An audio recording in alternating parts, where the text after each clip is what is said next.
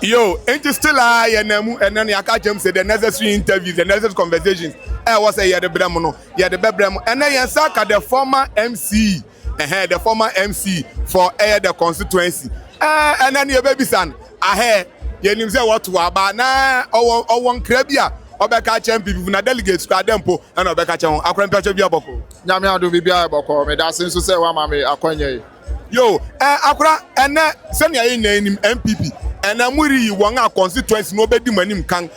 the coming election what should be the criteria a delegate was so hwe answer why na adwene say okay miri oyi me da se bebre ma me fa akwanya isu enchi a o atiefo ne ahwefo nyina ene yere to aba ewo Amonokrum community center Akuapem North constituency ne wom ni say service adwuma nipa na ye no eno ye one say obehwe adwuma nipa no aye say so ani anasa so ani ebi so kra na nipa no oye first aspirant efe no reba ebi ana onim ne background ebi awaye we holding office leader anasa ordinary dwumadi bia no obehwe kwan afa so ye ni human relations the way on nipa edin komo wodin kita ho say owo tema owo atenkama nipa ho hia no owo nipa ho brace anoma ni nyina ye nyoma ssse hwe because so share 2024 elections na ye din kugu na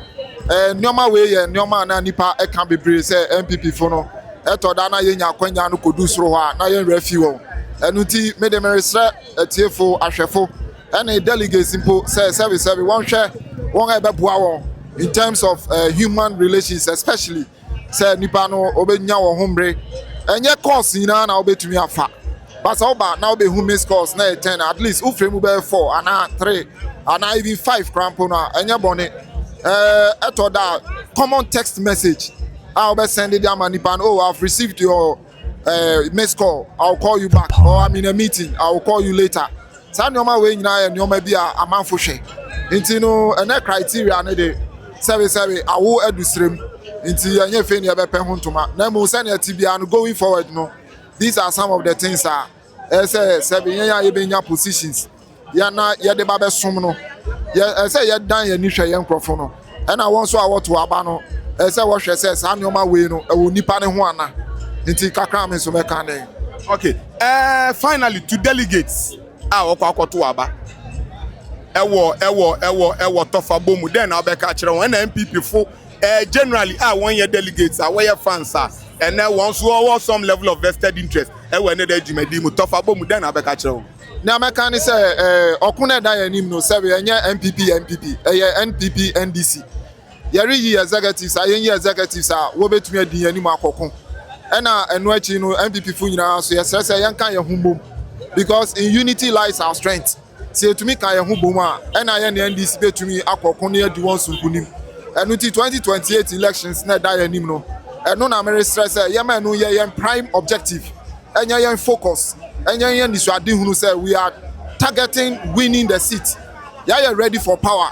na ye ready na keke ye hia dom nti ye nkrofo a 2024 won ankoto aba ni nyina ye repa won chew say na SCBA no woma entwam latefo okasa bia wokase say ukrompete edi unam krampo no a ebika nti dua ben enetwu nipa ben no befomo boni wo ho sunti na boni fache wo ho na yen kan ye humbom na yen tumi target seat no service MP no di na president ndi a yen ye hwe nti yen target Jubilee House say 2028 we are going to win the power na say tumi win a na obia ho beto no nti me ma yen nyina won ato won de awie across the country no won e win nyina me ma won trinkwa won so a antumi an win no enye defeat enye failure na mo a opportunity say ye de be revise your mechanisms na ye beba bio won a won win no obesia aba bio na wo ba so a nyame ka won ho won so won bo a dwumadi no wo men ka so asomasi na win nti magyawa ma ne nko a eyesa ye ntumi win 2028 power no Akuapem North anase Akuapem constituency me ma won nyina so